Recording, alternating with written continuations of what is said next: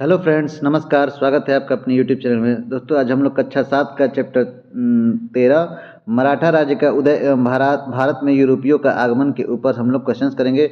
और ये क्वेश्चंस आपके आने वाले यूपी टेट एग्ज़ाम और साथ ही साथ सी टेट एग्ज़ाम के लिए बहुत ही इंपॉर्टेंट होने वाले हैं, और ख़ास तौर से यूपी टेट के लिए।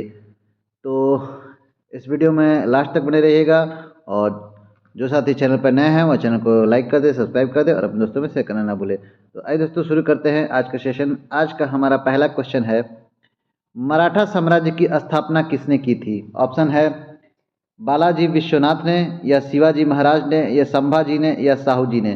तो मराठा साम्राज्य का स्थापना का श्रेय छत्रपति शिवाजी महाराज को जाता है, और इसकी स्थापना इन्होंने सन 1674 ईस्वी में की थी। ठीक है, सन 1674 ईस्वी में की थी। ठीक है दोस्तों, इस क्वेश्चन का सही जवाब हो जाएगा option number B is the right answer. अगला क्वेश्चन नंबर 2 है, शिवाजी महाराज के पिता का नाम क्या था? ऑप्शन है शाहजी भोसले, या तानाजी मालसुरे, या बाजीराव प्रथम, या संभाजी। तो शिवाजी के पिताजी का नाम शाहजी भोसले था, और ये बीजापुर दरबार में सेनापति थे, जो कि इन्होंने अपने और ये युद्ध कला में बहुत ही निपुण थे। तो इनके पिता का नाम शाहजी भोसले था। तो इस क्वेश्चन का सही जवाब हो जाएगा ऑप्शन नंबर ए। ठीक है, नेक्स्ट क्वेश्चन। अगला क्वेश्चन है, शिवाजी के माता का नाम क्या था? ऑप्शन है ताराबाई, जीजाबाई, लक्ष्मीबाई, या अहिल्याबाई। तो शिवाजी के माता का नाम जीजाबाई था, और जीजाबाई ने इनका पालन पोषण किया, और देशभक्ति और वीरता का संस्कार भी जीजाबाई ने ही इनमें डाला। और उसके बाद इन्होंने मराठा साम्राज्य का नींव शिवाजी ने डाला किया। ठीक है, तो इस क्वेश्चन का सही हो जाएगा ऑप्शन नंबर बी, जीजाबाई। ठीक है, अगला क्वेश्चन है, शिवाजी का राज्याभिषेक कब हुआ था? ऑप्शन है 1660 ईस्वी में, 1674 ईस्वी में, 1680 ईस्वी में, या 1707 ईस्वी में। तो शिवाजी का राज्याभिषेक 1674 ईस्वी में हुआ था, और वो कहाँ हुआ था? रायगढ़ के किले में हुआ था। रायगढ़ के किले में हुआ था, और यहीं पे उन्हें छत्रपति की उपाधि भी मिली थी। तो यहीं से इनके बाद ही ये छत्रपति शिवाजी महाराज कहलाने लगे। तो इस क्वेश्चन का सही जवाब हो जाएगा option number B is the right answer. Clear है? अब चलते हैं अगले क्वेश्चन की तरफ। अगला क्वेश्चन है, शिवाजी के राज्य की राजधानी कौन सी थी? ऑप्शन है दिल्ली, बीजापुर, रायगढ़, या पुणे। तो शिवाजी के राज्य की राजधानी रायगढ़ थी, और रायगढ़ के किले को ही इन्होंने अपने मराठा साम्राज्य की राजधानी बनाई थी। जो रायगढ़ में ही इनका राज्याभिषेक भी हुआ था। तो इस क्वेश्चन का सही जवाब हो जाएगा option number C, Raigad. Clear है? अगला क्वेश्चन है, शिवाजी की नौसेना का प्रमुख कौन था? ऑप्शन है कान्होजी आंग्रे, तानाजी मालसुरे, या बाजीराव, या रामदास। तो शिवाजी के नौसेना का प्रमुख कान्हाजी आंग्रे थे, और ये कान्हाजी आंग्रे को ही भारतीय नौसेना का जनक भी माना जाता है। भारतीय नौसेना का जनक कान्होजी आंग्रे को ही माना जाता है। तो इस क्वेश्चन का सही जवाब हो जाएगा option number A is the right answer. अगला क्वेश्चन है, शिवाजी ने औरंगजेब के विरुद्ध कौन सा किला जीता था? ऑप्शन है सूरत का किला, पुरंदर का किला, तोरड़ा का किला, या आगरा का किला। तो शिवाजी ने औरंगजेब के खिलाफ तोरड़ा का किला पहली बार जीता था, और जिससे इनकी मराठा साम्राज्य की नींव पड़ी थी। मराठा साम्राज्य की नींव पड़ी थी तोरड़ा का किला जीतने के बाद। तो इस क्वेश्चन का सही जवाब होगा ऑप्शन नंबर सी। क्लियर है? अगला क्वेश्चन है, जरा ये सेशन इस सेशन में मैंने कुछ ज़्यादा क्वेश्चन लिए, इसलिए मैं जल्दी आपको एक्सप्लेन कर रहा हूँ कि ताकि वीडियो लंबा ना हो। शिवाजी ने अपने मंत्रियों की परिषद को क्या कहा था? ऑप्शन है दरबार, पंचायत, अष्टप्रधान, या महासभा। तो शिवाजी के मंत्री परिषद में अष्टप्रधान यानी कि 8 मंत्री होते थे, और इन्हीं 8 मंत्रियों को इन्होंने अष्टप्रधान कहा था, और जो कि शासन चलाने में सहायता करते थे, जैसे कि पेशवा, अमात्य, मंत्री, सुमंत और भी लोग थे। ठीक है दोस्तों, तो इस क्वेश्चन का सही जवाब हो जाएगा ऑप्शन नंबर सी, अष्टप्रधान। क्लियर है। अगला क्वेश्चन है, शिवाजी की मृत्यु कब हुई थी? ऑप्शन है 1680 ईस्वी में, 1700 ईस्वी में, 1670 ईस्वी में या 1699 ईस्वी में। तो शिवाजी का मृत्यु 1680 ईस्वी में रायगढ़ में हुआ था। रायगढ़ में ही उनकी मृत्यु हो गई थी 1680 ईस्वी में। तो इस क्वेश्चन का सही जवाब हो जाएगा option number A is the right answer. अगला क्वेश्चन है, क्वेश्चन नंबर 10 है, मराठों के प्रमुख पेशवा कौन बने जिन्होंने साम्राज्य को फैलाया? ऑप्शन है बाजीराव प्रथम या बालाजी विश्वनाथ या नाना साहब या माधवराव। तो बाजीराव प्रथम मराठों के साम्राज्य के पेशवा बने और इन्होंने ही मराठा साम्राज्य को बहुत दूर दूर तक फैलाया भी था। तो इस क्वेश्चन का सही जवाब हो जाएगा ऑप्शन नंबर ए बाजीराव प्रथम। अगला क्वेश्चन है, शिवाजी के गुरु और मार्गदर्शक कौन थे? ऑप्शन है समर्थ दास, तानाजी मालसुरे, गोविंद पंत या रामराव। तो शिवाजी के गुरु और मार्गदर्शक समर्थ रामदास जी थे और यही उनके आध्यात्मिक गुरु भी थे जिन्होंने धर्म, कर्तव्य और स्वराज्य की भावना को जगाई थी। ठीक है दोस्तों, तो इस क्वेश्चन का सही जवाब हो जाएगा option number A Samarth Ramdas. अगला क्वेश्चन है, शिवाजी ने सूरत पर आक्रमण कब किया था? ऑप्शन है 1662 ईस्वी में, 1664 ईस्वी में, 1670 ईस्वी में या 1680 ईस्वी में।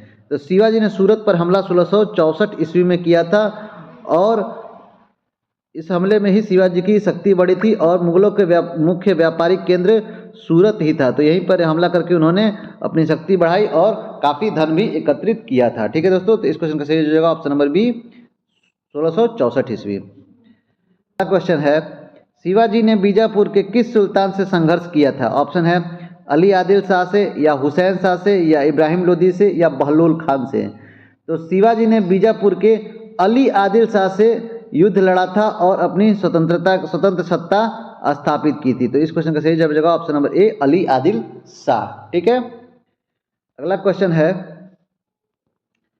शिवाजी के पुत्र का नाम क्या था? ऑप्शन है बालाजी विश्वनाथ, संभाजी, बाजीराव या माधवराव।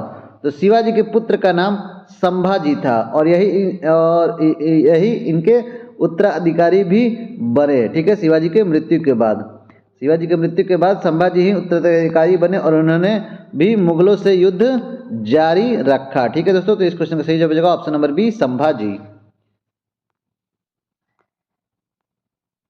अगला क्वेश्चन है, मराठा साम्राज्य के शासन का प्रमुख पद कौन सा था? ऑप्शन है सेनापति, पेशवा, अमात्य या नायक। तो मराठा साम्राज्य का शासन का प्रमुख पद पेशवा था और पेशवा ही मराठा शासन का क्या होता था? प्रधानमंत्री होता था, यानी कि प्राइम मिनिस्टर होता था और सारे निर्णय लगभग मुख्य निर्णय यही लेता था और राज्य का प्रमुख प्रशासक भी यही होता था। ठीक है, तो इस क्वेश्चन का सही जवाब होगा option number B Peshwa. Clear है। चलते हैं अगले क्वेश्चन की तरफ। अगला क्वेश्चन है, पेशवा बाजीराव प्रथम घोड़े का नाम क्या था? ऑप्शन है चेतक, सराई, राणामल या सखाराम। तो पेशवा बाजीराव प्रथम के घोड़े का नाम सखाराम था, इस पर सवार होकर इन्होंने अनेक युद्ध विजय हुए। तो इस क्वेश्चन का सही जवाब option number D Sakharam. Clear है। चलते हैं अगले क्वेश्चन की तरफ। क्वेश्चन है, शिवाजी ने किस मुगल सम्राट से समझौता किया था? ऑप्शन है औरंगजेब के साथ, शाहजहां के साथ, जहांगीर के साथ या जयसिंह के साथ। तो शिवाजी ने औरंगजेब के ही सेनापति थे जयसिंह, उन्हीं के साथ समझौता किया था और यह इन्होंने 1665 ईस्वी में पुरंदर की संधि में समझौता किया था। कब किया था? 1665 ईस्वी में पुरंदर की संधि में औरंगजेब के सेनापति के साथ जयसिंह के साथ इन्होंने समझौता किया था। तो इस क्वेश्चन का सही जवाब होगा ऑप्शन नंबर डी जयसिंह। ठीक है। अगला क्वेश्चन है, पुरंदर की संधि कब हुई थी? 1660 ईस्वी में, 1665 ईस्वी में या 1670 ईस्वी में या 1680 ईस्वी में। तो अभी मैंने बताया कि पुरंदर की संधि 1665 ईस्वी में हुई थी और यह किसके किसके बीच हुई थी? तो औरंगजेब के सेनापति जयसिंह और शिवाजी के बीच हुई थी, जिसमें शिवाजी ने कुछ किले सौंपे और कुछ रख लिए थे अपने पास। तो इस क्वेश्चन का सही जवाब जगह ऑप्शन नंबर बी 1665 ईस्वी। नेक्स्ट क्वेश्चन है, क्वेश्चन नंबर 19 है, शिवाजी ने आगरा में औरंगजेब से मिलकर क्या किया था? ऑप्शन है युद्ध किया था, संधि की थी, बंदी बना दिए गए थे या सम्मानित हुए थे। तो शिवाजी जब आगरा में औरंगजेब से मिलने गए तो उन्हें धोखे से बंदी बना दिया गया था, लेकिन बाद में वह चतुराई से वहां से भाग निकले थे। इस क्वेश्चन का सही जवाब होगा ऑप्शन नंबर सी, बंदी बना दिया गया। ठीक है, अगला क्वेश्चन है, मराठा नौसेना का उद्देश्य क्या था? भूमि विस्तार या धार्मिक विस्तार या समुद्री सुरक्षा या कृषि विकास? तो मराठा नौसेना का मुख्य उद्देश्य समुद्री सुरक्षा था। अपनी समुद्री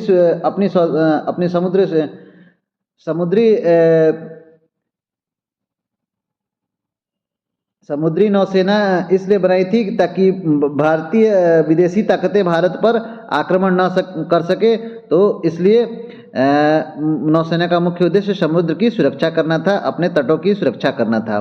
तो इस क्वेश्चन का सही जवाब हो जाएगा ऑप्शन नंबर सी, समुद्री सुरक्षा। क्लियर है।